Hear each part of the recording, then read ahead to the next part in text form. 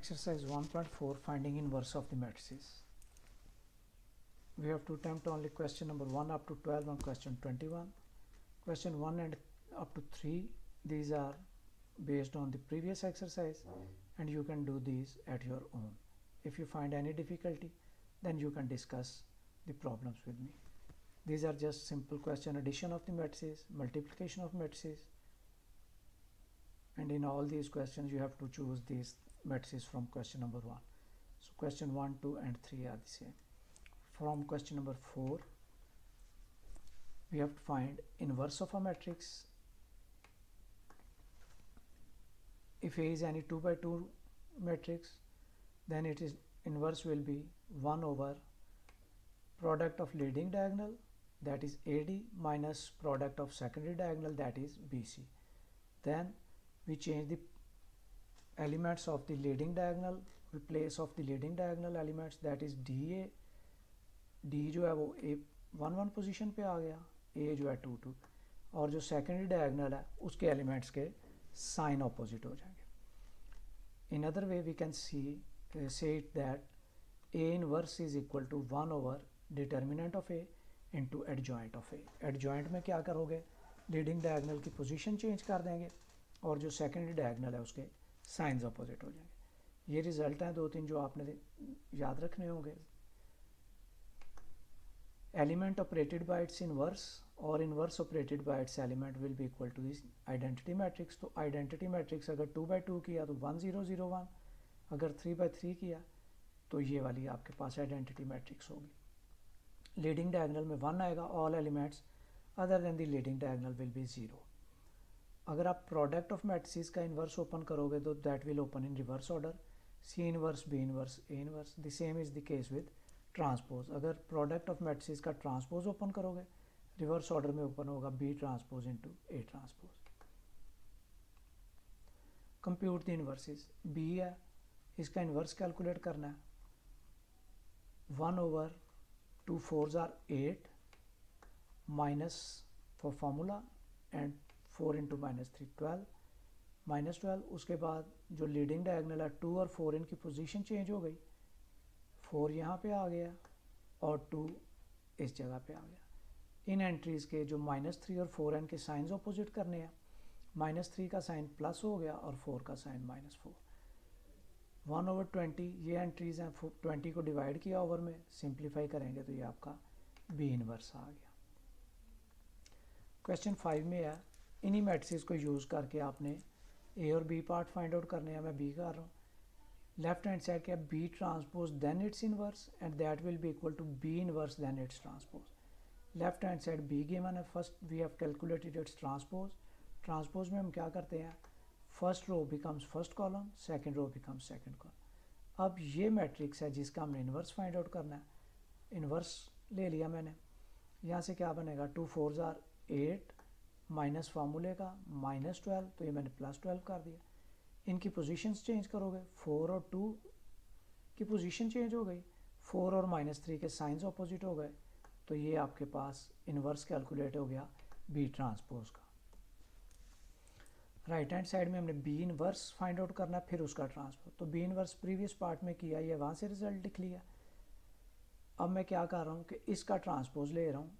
ये जो मैट्रिक्स है B inverse then its transpose, that becomes first row becomes first column, second row becomes second column, and you can see left hand side and right hand side both are the same.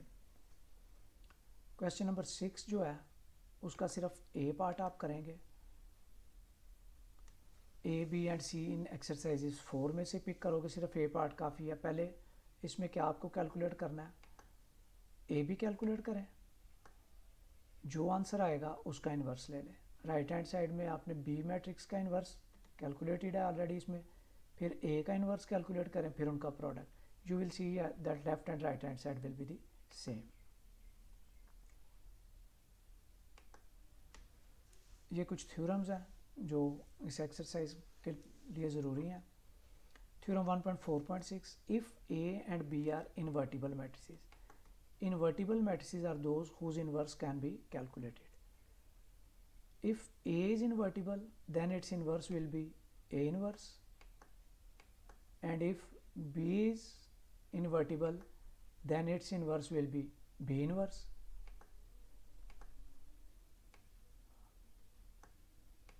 And if these are inverses of each other तो A into A inverse जो है identity होगा, B into B inverse identity होगा.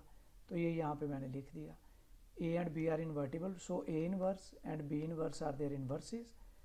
ए inverse और A inverse A is equal to I, B inverse is equal to I. We have to show that AB is invertible. It means AB when multiplied by its inverse will be equal to identity. तो AB का inverse क्या है? AB multiply by its inverse, तो उसका inverse है B inverse A inverse. तो मैंने क्या किया, AB को मल्टीप्लाई कर रहा हूँ उसके इन्वर्स के साथ जो कि B इन्वर्स A इन्वर्स है. एक दफ़ा लेफ़्ट पे मल्टीप्लाई किया इन्वर्स और एक दफ़ा राइट पे किया. ये राइट पे इन्वर्स और ये लेफ़्ट पे इन्वर्स. अब इसकी सिंप्लीफिकेशन किस तरह है जी?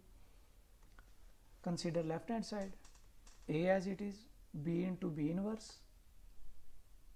इन दोनों का प्रोडक्ट किया, ये आई के इक्वल है. आइडेंटिटी जिससे भी मल्टीप्लाई होगी that will remain the same, A into A inverse and that will become I. B part में ए इन्वर्स को कंबाइन किया तो वो बी सी के इक्वल आ गया. थ्योरम 4.8 इसके 3 पार्ट्स हैं.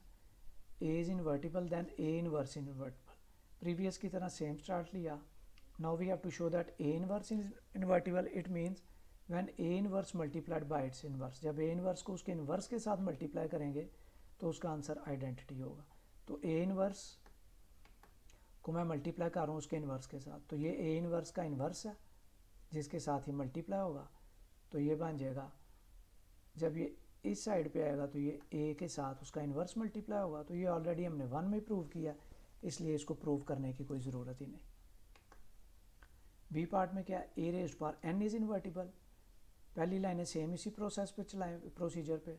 Now we have to show that A n is invertible. तो क्या किया कि ए एन का इन्वर्स जब ए एन से मल्टीप्लाई होगा तो वो आइडेंटिटी होगा.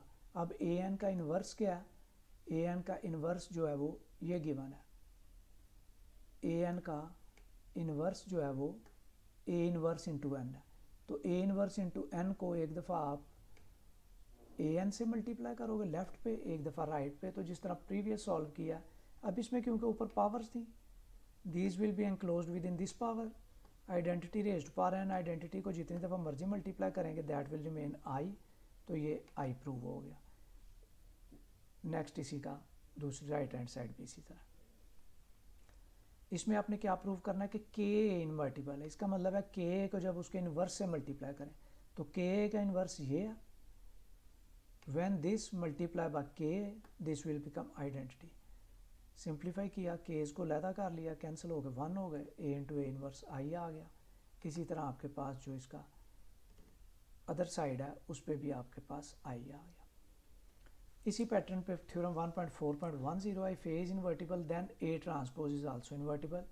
If A transpose is invertible, इसका मतलब है कि ए ट्रांसपोज का जो इन्वर्स है, ए ट्रांसपोज का इन्वर्स जो है वो ए ट्रांसपोज से मल्टीप्लाई होकर आइडेंटिटी बनाएगा. अब ए ट्रांसपोज का इन्वर्स ये है, ए इन्वर्स ट्रांसपोज. तो इसको जब आप ए ट्रांसपोज से मल्टीप्लाई करोगे तो वो आइडेंटिटी आएगा. यहाँ तक सेम है. अब जब यहाँ पे आए तो जब आपने इसको होल ट्रांसपोज में एनक्लोज करना है तो ये पॉइंट्स याद रखिएगा. We know that A B whole transpose opens in reverse order, B transpose into A transpose. So if we are enclosing the matrices within a single transpose then the order will be reverse. अगर एक transpose की form पे लिखोगे इसको तो order जो है reverse होगा. अब इसको मैंने सिंगल ट्रांसपोज की फॉर्म पे लिखा है तो इनका ऑर्डर रिवर्स हो गया. ए पहले आ गया और ए इनवर्स बाद में आ गया. ए इंटू ए इनवर्स आइडेंटिटी, उसका ट्रांसपोज लेंगे that will again the identity. Other side जो है उस पर फिर सिंगल ट्रांसपोज की फॉर्म पे इसको लिखना चाह रहा हूँ मैं. When I am going to write it in a form of single transpose, the order of these matrices will be reversed. तो ये बन जाएगा A inverse into A. ये भी identity that proves that A transpose is invertible.